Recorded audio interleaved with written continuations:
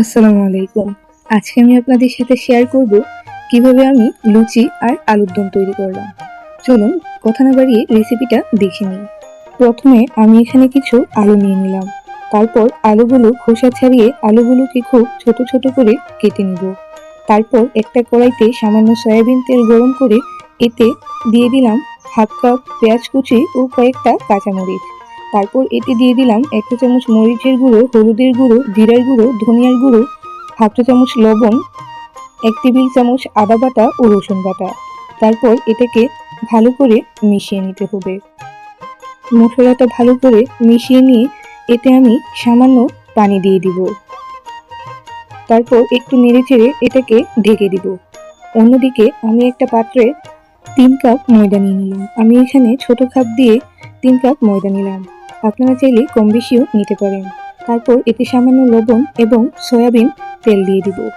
এখানে বেশি করেই সয়াবিন তেল দিতে হবে। তারপর আমরা এটাকে ভালো করে মাখিয়ে নেব। তারপর আমরা যে মশলাটা বসিয়ে রেখেছিলাম আলুর দমের জন্য সেটা ভালো করে নেড়ে চেড়ে দিতে হবে। তারপর এতে দিয়ে দিলাম গোলমরিচের গুঁড়ো, গরম মশলা 1 চা চামচ ও সামান্য চিলি ফ্লেক্স।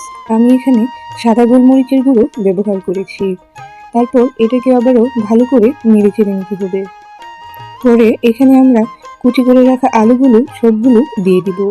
আলুগুলো দিয়ে এভাবে ভালো করে নেড়ে ঢেকে দিতে হবে। অন্যদিকে আলুর দমের জন্য ডোটা তৈরি করে নেব। এখানে সয়াবিন তেল দেওয়ার পর এরকম মোটা হয়ে গেলে আমরা এখানে অল্প অল্প করে পানি দিয়ে এটাকে ভালো করে মাখিয়ে নেব। এটা খুব ভালো করে মুছে নিতে হবে।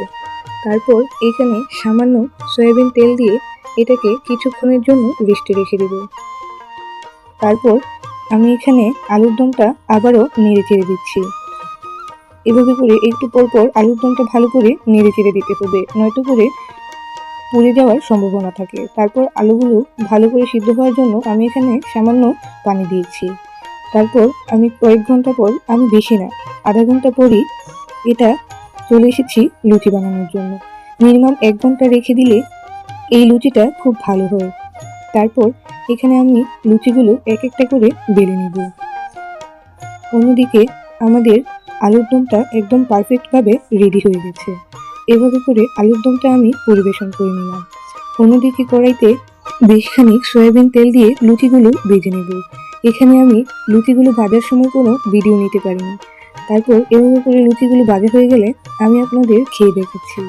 এটা খেতে অনেক সুস্বাদু হয়েছে এবং অনেক ঝাল হয়েছে, আর ঝাল খাবার খাওয়ার মজাই আলাদা।